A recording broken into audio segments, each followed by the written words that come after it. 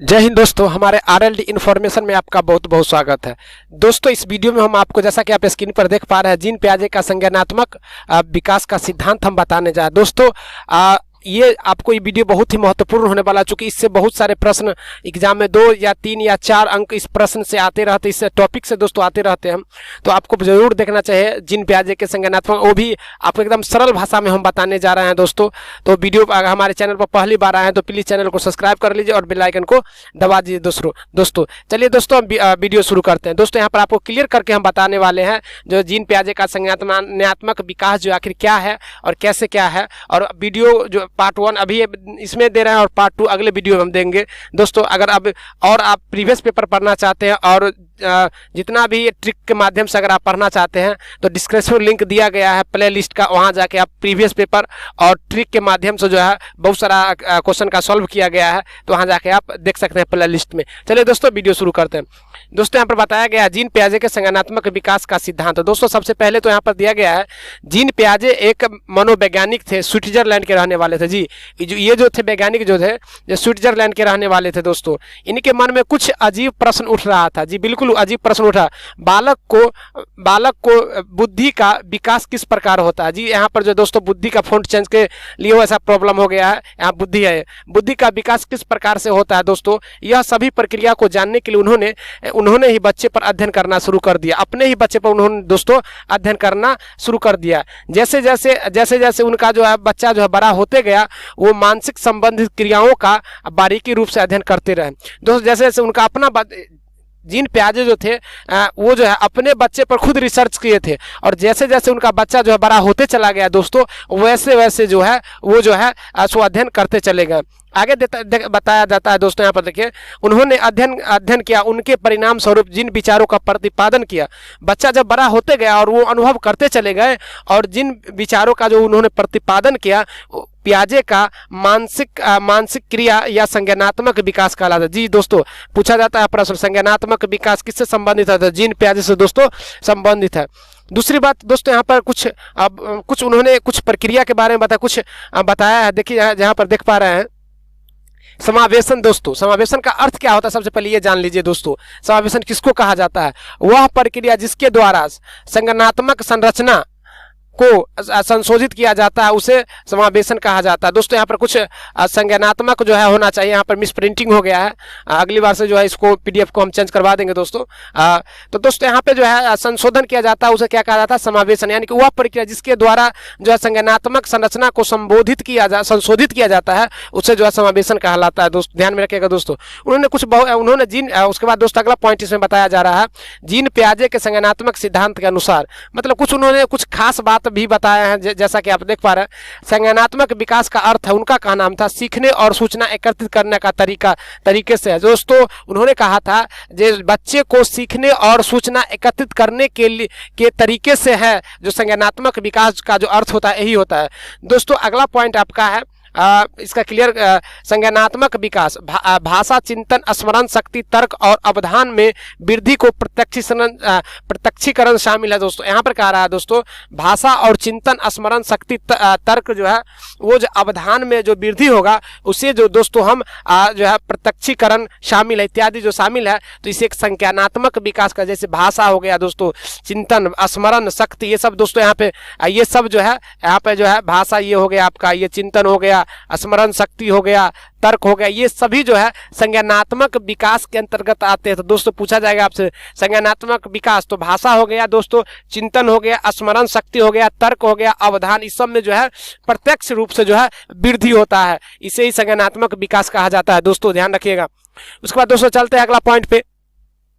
Gene पियाजे ने जो अध्ययन किया, इन सभी बातों को सामने रखी, इन सभी बातों को उन्होंने क्या सामने रखा। सो देखिए दोस्तों, उन्होंने कहा बच्चे में बुद्धि का विकास उनके जन्म के साथ जुड़ा हुआ। जी, उन्होंने कहा था जब बच्चा जन्म लेता है तो उनके साथ ही जो है उसका विकास जो है जुड़ा होता है, यानी कि बच्चे के बुद्धि का जो विकास होता है दोस्तों, वो उनके जन्म के साथ ही जुड़ा होता है। अब कैसे जन्म के साथ जुड़ा होता है वो आपको हम बताते हैं। चलिए यहाँ देखिए, कहता है, उन्होंने कहा प्रत्येक बालक में कुछ जन्मजात प्रवृत्ति सहज क्रिया कर सकता है। जी, जो बालक है सहज क्रिया कर सकता है, जैसे कि जन्म हुआ और उसके बाद वो सहज क्रिया करना शुरू कर दे। जैसे में दोस्तों जब बच्चा जन्म लेता है तो सबसे पहले चूसना शुरू करता है, देखना, वस्तुओं को पकड़ना, ये सब दोस्तों यहाँ पे कॉमा होगा दोस्तों।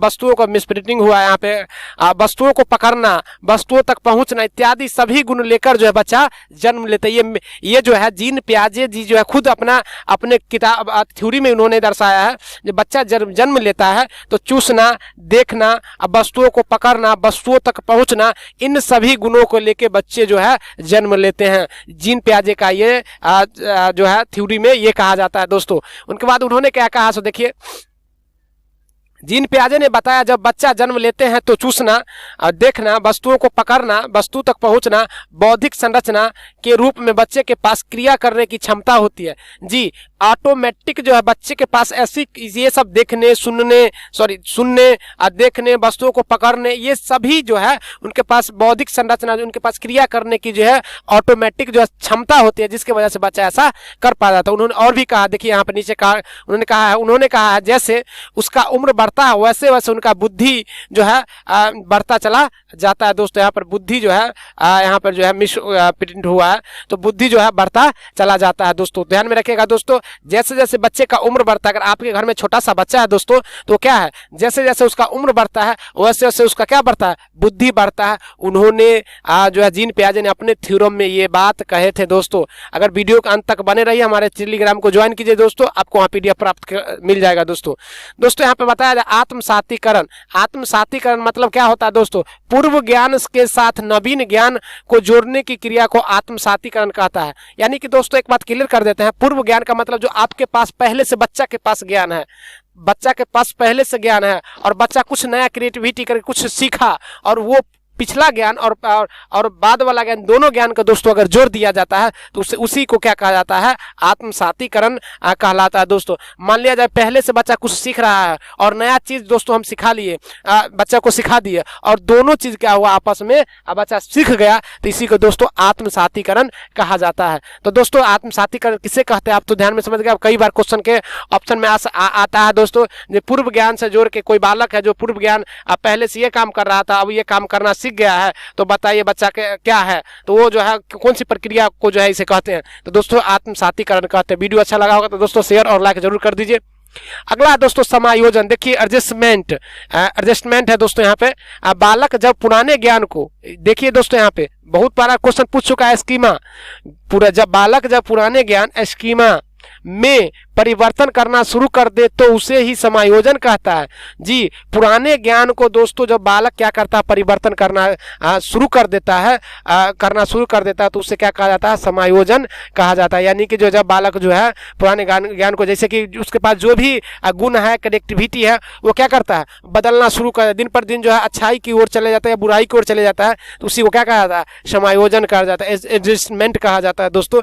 चलिए दोस्तों यहाँ पर क्या लिखा, उन्होंने क्या और लिखे हैं सो देखिए, सिखाने का अर्थ है ज्ञान का निर्माण करना, यह जीन पियाजे का मानना है। जी हाँ, सिखाने का अर्थ है ज्ञान का निर्माण करना। दोस्तों इन्होंने, जीन पियाजे ने ये बात कहे थे, जो जब बच्चा सीखता है, सीखने का अर्थ है दोस्तों ज्ञान का निर्माण करना, जैसा कि आप PDF में देख पा रहे हैं। तो दोस्तों आगे चलते हैं संरक्षण पे। दोस्तों यहाँ पर संरक्षण में दिया गया है, बालक द्वारा किसी वस्तु के रंग, रूप एवं तत्वों में परिवर्तन को अलग करने की क्षमता को संरक्षण कहा जाता है। जी बिल्कुल, अब बालक द्वारा जो किसी वस्तु में रंग, जैसे मान लिया जाए दोस्तों एक लाल रंग है और एक हरा रंग है, गेंद है, दोनों रंगों का गेंद एक लाल दे देते हैं और एक हरा दे देते हैं, और बच्चा जो है क्या करता है, लाल को लाल पहचान लेता है और उसको जो है कहता है ये लाल अलग रख देते हैं और ग्रीन वाला अलग लग देते हैं। ये यानी कि अलग अलग रंगों का जो है वो अलग अलग कर देता है, उसी को क्या कहा जाता है दोस्तों, संरक्षण कहा जाता है। यानी कि ऐसे उदाहरण, बहुत सारे उदाहरण है, जो कि वीडियो लंबा हो जाएगा, ज्यादा उदाहरण हम बताएंगे। तो दोस्तों चलिए आगे बढ़ते हैं। संरक्षण के बाद दोस्तों यहाँ पे चलते हैं, यहाँ पर कहा जाता है बालक द्वारा वातावरण में परिवर्तन, वही है दोस्तों, एवं स्थिरता दोनों को समझाने की क्षमता को संरक्षण कहा जाता है। जी वही बात है दोस्तों, बालक द्वारा वातावरण में जो परिवर्तन होगा एवं जो है स्थिरता होगा, ये दोनों को समझने में जो है इस सब को जो है क्या कहा जाता है, संरक्षण कहलाता है। चलिए दोस्तों अगला प्रश्न की ओर हम लोग चलते हैं।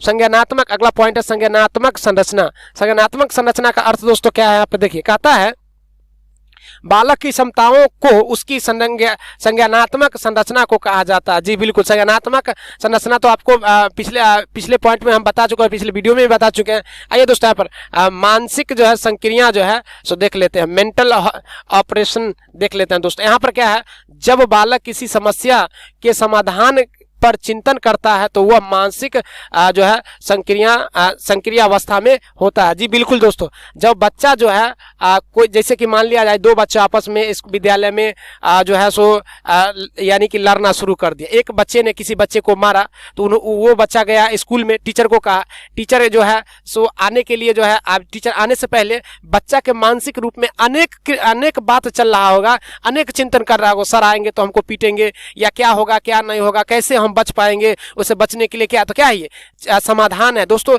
समाधान पर चिंतन करता है बच्चा, वो अपने समाधान पर क्या करता है, वहां पे चिंतन करना प्रारंभ कर देता है, जो किस प्रकार से हमको बचना है, टीचर से हमको बचने के लिए बच्चा झूठ भी बोलता है, तो किस प्रकार तो बच्चा जो चिंतन करना प्रारंभ कर देता है, जब तक टीचर को कहने के लिए एक दूसरा छात्र जो है जाता है कहने के लिए, तब तक। चलिए दोस्तों स्कीमा के बारे में हम जान लेते हैं। स्कीमा के बारे में दोस्तों यहाँ पर कह रहा है, मानसिक संक्रिया तथा संज्ञानात्मक संक्रिया से संबंधित यह मानसिक संरचना, इसका सामान्यीकरण क्रिया जो है किया जा सकता है। दोस्तों यहाँ पर क्या है, जिसका सामान्यीकरण जो है करण जो है किया जा सकता है, तो इसका जो स्कीमा इसे कहते हैं दोस्तों। अगर वीडियो अगर अच्छा लगा होगा तो जरूर लाइक और शेयर कर दीजिए, और फिर मिलते हैं नेक्स्ट वीडियो में। लेकिन दोस्तों अगर आप हमारे चैनल पर पहली बार आए हैं तो चैनल को सब्सक्राइब कर लीजिए, और आपको दोस्तों अगर PDF लेना है तो आप जो है डिस्क्रिप्शन में लिंक दिया गया है टेलीग्राम पर, वहाँ हमारे टेलीग्राम ग्रुप में ज्वाइन हो जाइए, हम आपको वहाँ पे PDF निःशुल्क जो है बहुत सारे PDF हम आपको प्रोवाइड करेंगे। दोस्तों अगर प्रीवियस पेपर पढ़ना चाहते हैं तो हमारे अभी प्ले लिस्ट में लिंक दिया गया है डिस्क्रिप्शन में, प्ले लिस्ट का, वहाँ जाके आप जो है कर सकते हैं। तो फिर मिलते हैं दोस्तों इसके बारे में जो है, और ये वीडियो जो है आपको अगला सेकंड वीडियो में हम आपको बताएंगे उसका जो भी विकास है, क्या क्या प्रक्रिया था, वो पूरे जो है हम डिटेल करके उनका थ्योरम के बारे में हम बताएंगे उन्होंने।